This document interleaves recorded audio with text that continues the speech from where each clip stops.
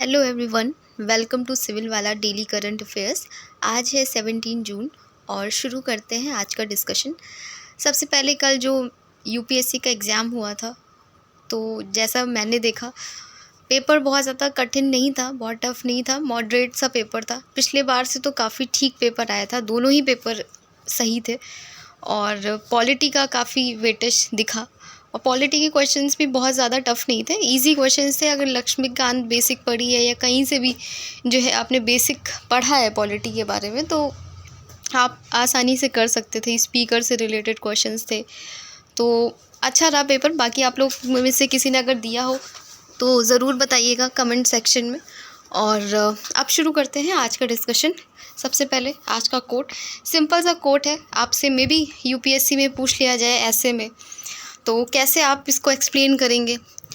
दो no one can go back and make a brand new start, any one can start from now and make a brand new ending.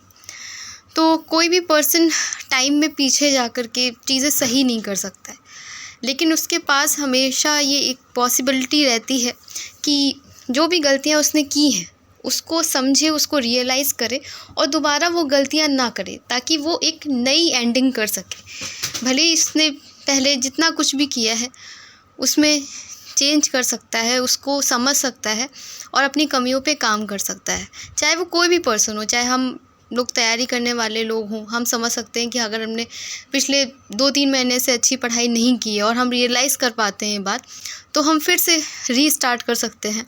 या कोई government है, government को समझ में आया कि हमारा कोई इनिशिएटिव, उनकी कोई नीति सही नहीं है, तो उसको जा कर के फिर से सही कर सकते हैं। या किसी भी स्तर पे ये कोड जो है काम कर सकता है। अब आप बताइएगा कमेंट सेक्शन में, आप लोग अपने व्यूज़ भी दिया करिए। ये नहीं है कि आप सिर्फ आंसर ही दें, अब जो भी आपका रहता है थॉट प्रोसेस, आप वो भी शेयर कर सकते हैं। तो जो मैंने क्वेश्चन पूछा था सैटरडे को आपसे कि हाल ही में कंटेनर पोर्ट प्रदर्शन सूचकांक किसने जारी किया है, और इसका आंसर था हमारा विश्व बैंक। और पहला क्वेश्चन देखते हैं, हाल ही में खबरों में रहा नागास्त्र क्या है? What is Nagastra one recently seen news? Option A है पृथ्वी अवलोकन उपग्रह, बी है मानव पोर्टेबल आत्मघाती ड्रोन, सी है परमाणु बैलिस्टिक पनडुब्बी और डी है एक्सो प्लैनेट। तो ये हमारा क्या है? मानव पोर्टेबल आत्मघाती drone, man portable suicide drone. ये है, आपसे अलग से पूछा। इस तरीके के क्वेश्चन काफ़ी पूछे जाते हैं आपसे, यूपीएससी में भी पूछ सकते हैं आपसे, डायरेक्ट क्वेश्चन जो होते हैं। और हमारी यूपी पीएससी में उत्तर प्रदेश का जो पीसीएस होता है उसमें डायरेक्ट इस तरीके के क्वेश्चंस आते हैं। देखते हैं क्या है। भारतीय सेना ने नागास्त्र वन प्राप्त हुआ है, जो एक अनोखा मानव पोर्टेबल आत्मघाती ड्रोन है, जिसे लॉन्च पैड दुश्मनों के शिविरों और घुसपैठियों को सुरक्षित रूप से निशाना बनाने के लिए डिज़ाइन किया जाता है। नेक्स्ट क्वेश्चन की तरफ बढ़ते हैं। नेक्स्ट क्वेश्चन हमारा, हाल ही में किस राज्य सरकार ने मृदा स्वास्थ्य में सुधार के लिए मनुयर काथू मनुयर कापोम योजना शुरू की? मे भी मेरा प्रोनाउंसिएशन सही नहीं भी हो सकता है। और इसका ऑप्शन देखते हैं। Option A Andhra Pradesh, B Tamil Nadu, C Karnataka और डी केरला। तो ये जो है ये कहाँ का है? ये तमिलनाडु का है। ये जो है योजना शुरू की गई है। तो देखते हैं इस योजना के बारे में। तमिलनाडु के मुख्यमंत्री एम.के. स्टालिन ने राज्य में टिकाऊ खेती को बढ़ावा देने के लिए 206 करोड़ के बजट के साथ मनुयर कापोम योजना शुरू की है। इसका उद्देश्य हरी खाद विधियों का उपयोग करके मिट्टी की सेहत में सुधार करना है। तो ये याद रखिएगा किस स्टेट से रिलेटेड ये योजना है और इसका क्या उद्देश्य है। नेक्स्ट क्वेश्चन की तरफ बढ़ते हैं। नेक्स्ट क्वेश्चन है हमारा, हाल ही में खबरों में रहा जोशीमठ क्षेत्र किस राज्य में स्थित है?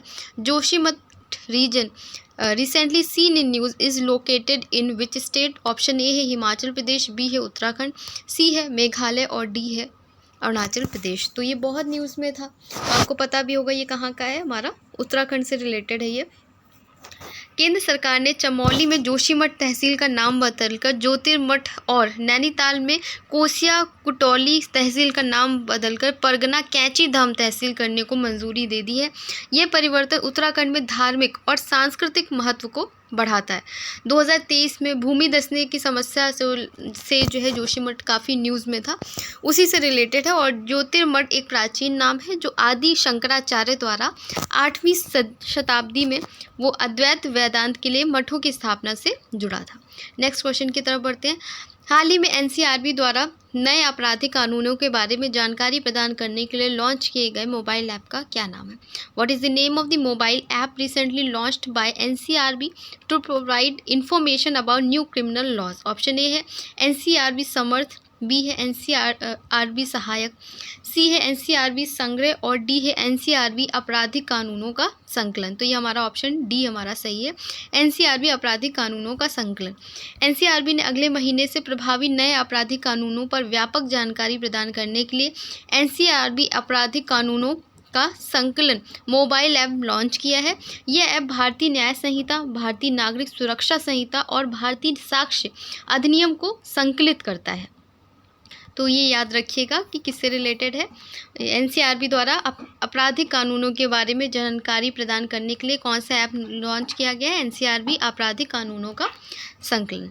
नेक्स्ट क्वेश्चन की तरफ बढ़ते हैं। नेक्स्ट क्वेश्चन हमारा, हाल ही में किस एरोस्पेस कंपनी ने ड्रोन मिसाइल और साइबर प्रौद्योगिकी पर सहयोग के लिए यूएई के एच ग्रुप के साथ एक समझौते पर हस्ताक्षर किए? Which aerospace company recently sign an agreement with UAE's H group to collaborate on drones, missiles and cyber technologies? Option A है अडानी डिफेंस, बी है Tata advance systems limited, C है एरोनॉटिकल डेवलपमेंट एजेंसी और डी है Mahindra aerospace. तो इसका सही answer है हमारा ऑप्शन डी, महिंद्रा एरोस्पेस। तो अडानी डिफेंस और एरोस्पेस ने यूएई स्थित एच ग्रुप के साथ एक सहयोग समझौते पर हस्ताक्षर किए हैं जो अग्रणी उन्नत प्रौद्योगिकी की रक्षा करती है। नेक्स्ट क्वेश्चन की तरफ बढ़ते हैं। नेक्स्ट क्वेश्चन है हमारा, ये क्वेश्चन काफ़ी इंपॉर्टेंट है, इसको मार्क कर लीजिए, ये आपको एग्जाम में डेफिनेटली मिलने वाला है। नेशनल ज्योग्राफिक की documentary Billy and Molly an otter love story Mumbai में 18वें मुंबई इंटरनेशनल फिल्म फेस्टिवल में स्क्रीनिंग शुरू करेगी। Billy and Molly an otter love story के निर्देशक कौन है? तो अगर आपको याद होगा 2020 या 21 में इसी तरीके से ऑस्कर अवार्ड्स के निर्देशक आपसे पूछे गए थे। तो इस तरह के क्वेश्चन बहुत इंपॉर्टेंट होते हैं पीसीएस के लिए काफ़ी ज़्यादा। तो ये क्वेश्चन आपको डेफिनेटली दिखेगा, अभी से आप इसको स्टार मार्क कर सकते हैं। ऑप्शन ए है फिलिपा फॉरेस्टर, बी है साइमन वेरी, सी है चार्ली हैमिल्टन जेम और डी है जेमी मैकफर्सन। तो इसका सही आंसर है हमारा चार्ली हैमिल्टन जेम। तो ये एक देखते हैं क्या है ये Billy and Molly an otter love story. ये मुंबई फिल्म फेस्टिवल की शुरुआत नेशनल ज्योग्राफी की डॉक्यूमेंट्री है बिली एंड मॉली। ये 18वें मुंबई अंतर्राष्ट्रीय कान महोत्सव में प्रदर्शित की जाएगी, तो याद रखिएगा। और ये इंग्लिश में है, 78 मिनट की है। एक ऐसे हृदय स्पर्शी कहानी है जो सुदूर शेटलैंड द्वीप में रहते हुए एक जंगली ऊदबिलाव के साथ अप्रत्याशित दोस्ती करता है।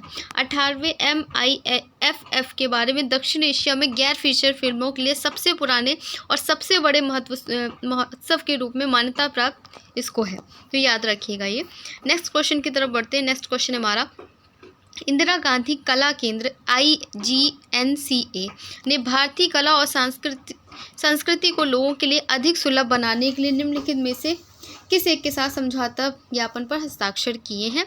ऑप्शन ए है दूरदर्शन, बी है संसद टीवी, सी है PIB और डी है PTI। तो किसके साथ किए हैं? संसद टीवी के साथ किए हैं। Indira Gandhi national centre for the arts ने संसद टीवी के साथ कोलैबोरेशन किया है। आइए देखते हैं क्या है ये। IGNCA ने संसद टीवी के साथ समझौता ज्ञापन पर हस्ताक्षर किए। इंदिरा गांधी राष्ट्रीय कला केंद्र और संसद टीवी ने भारतीय कला और संस्कृति को लोगों के लिए अधिक सुलभ बनाने के लिए समझौते पर हस्ताक्षर किए हैं, तो ये याद रखिएगा। नेक्स्ट क्वेश्चन की तरफ बढ़ते हैं। नेक्स्ट क्वेश्चन है हमारा, संजीत खरेल ने किस राज्यसभा विधानसभा के प्रोटेम स्पीकर के रूप में शपथ ली है? Sanjeet Kharel has been sworn in as the pro tem speaker of which state assembly? Option A है सिक्किम, बी है उड़ीसा, सी है आंध्र प्रदेश और डी है अरुणाचल प्रदेश। और इसका सही आंसर है हमारा सिक्किम। ठीक है, तो प्रोटेम स्पीकर जो है हमारा पॉलिटी का भी पार्ट है, देख लेते हैं क्या है। प्रोटेम स्पीकर के रूप में सिक्किम राज्य विधानसभा का जो है उद्घाटन करेंगे। देखते हैं प्रोटेम स्पीकर के बारे में कि संविधान में स्पेशली कहीं प्रोटेम स्पीकर शब्द का यूज़ नहीं हुआ है। ये अस्थाई स्पीकर होता है, मतलब स्थाई स्पीकर तो बाद में अपॉइंट होता है। ये सिर्फ जो मेंबर्स होते हैं उनको शपथ दिलाने के लिए मेन काम होता है इनका। जिस संसद या राज्य विधानसभा में कार्यवाही संचालित करने के लिए सीमित समय के लिए नियुक्त किया जाता है। प्रोटेम स्पीकर को आमतौर पर नई विधानसभा की पहली बैठक के लिए चुना जाता है। तो ये याद रखिएगा। सिक्किम के बारे में देख लीजिए। सिक्किम की राजधानी है गंगटोक, मुख्यमंत्री है प्रेम सिंह तमांग, दूसरी बार बने हैं, और राज्यपाल है लक्ष्मण प्रसाद आचार्य। नेक्स्ट क्वेश्चन की तरफ बढ़ते हैं। नेक्स्ट क्वेश्चन है हमारा, हाल ही में किस देश ने रूस के नेतृत्व वाले सुरक्षा ब्लॉक सामूहिक सुरक्षा संधि संगठन से हटने का फैसला किया है? Which country has recently decided to withdraw from the Russia lead security block collective security treaty organisation CSTO? Option A है कजाकिस्तान, बी है बेलारूस, सी है किर्गिस्तान और डी है आर्मेनिया। तो इसका सही आंसर हमारा आर्मेनिया। यहाँ पे आप मैप देख सकते हैं। आर्मेनिया, अजरबैजान वगैरह काफ़ी न्यूज़ में भी रहता है। आर्मेनिया रूस के नेतृत्व वाले सुरक्षा गुट से बाहर निकलेगा और आर्मेनिया रूस के नेतृत्व वाले सुरक्षा ब्लॉक को छोड़ देगा। प्रधानमंत्री निकोल पाशिनियान ने पहली बार इसकी पुष्टि की। उन्होंने सामाजिक सुरक्षा संधि संगठन के सदस्यों पर अजरबैजान के साथ अपने देश के खिलाफ युद्ध की योजना बनाने का आरोप लगाया है। मॉस्को में मुख्यालय वाले CSTO में रूस कौन कौन है? इसमें रूस है, कजाकिस्तान है, किर्गिस्तान है, ताजिकिस्तान है और बेलारूस है। ऐसा कुछ होता है। तो इस तरह के क्वेश्चन आपको UPSC में देखने को मिलते हैं। IR के पोर्शन में आपको सामूहिक सुरक्षा संधि संगठन के बारे में देखें। 15 मई 1992 सामूहिक सुरक्षा संधि संगठन यूरेशिया में एक अंतर सरकारी सैन्य गठबंधन है और इसके सदस्य देश कौन कौन से? आर्मेनिया है, रूस है, कजाकिस्तान है, किर्गिस्तान है, उज़्बेकिस्तान है और ताजिकिस्तान है। नेक्स्ट क्वेश्चन की तरफ बढ़ते हैं। नेक्स्ट क्वेश्चन और आज का लास्ट क्वेश्चन है ये, वैश्विक पर्यटन, सतत विकास और सांस्कृतिक आदान प्रदान को बढ़ावा देने के लिए 15 जून से शुरू होने वाले अंतर्राष्ट्रीय पर्यटन मेले की मेजबानी कौन सा देश करेगा? Which country will host the international tourism fair to promote global tourism, sustainable development and cultural exchange starting from June 15? Option A है भारत, बी है नेपाल, सी है भूटान और डी है पाकिस्तान। तो इसका करेक्ट आंसर है हमारा नेपाल।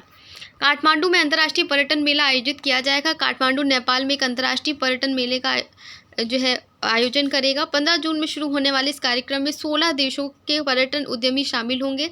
मेले में भाग लेने वाले देश कौन कौन से होंगे? नेपाल तो होस्ट ही कर रहा है, भारत है, इसके अलावा Korea, Taiwan, Singapore, Maldives, America, Netherland, Sri Lanka, चीन, Thailand, Dubai, Bangladesh, Vietnam, Malaysia और भूटान। तो पूछे जा सकते हैं देश इनमें से कौन से नहीं है। 16 देश पार्टिसिपेट करें, याद रखिएगा। टेक्स्ट क्वेश्चन है आज का, हाल ही में किस देश के ने रूस के नेतृत्व वाले सुरक्षा ब्लॉक सामूहिक सुरक्षा संधि संगठन से हटने का फैसला लिया है? इसका आंसर आपको कमेंट सेक्शन में करना है। मिलते हैं कल एक नए डिस्कशन के साथ। तब तक अपना ख्याल रखिए और पढ़ाई करते रहिए। जिन्होंने UPSC दिया है वो ब्रेक ले सकते हैं, एक हफ्ते का या कुछ दिन का। अच्छा पेपर मोस्ट ऑफ द लोगों का हुआ है, तो मेंस की पढ़ाई में लग जाइएगा और डेफिनेटली आप सक्सीड हों। धन्यवाद।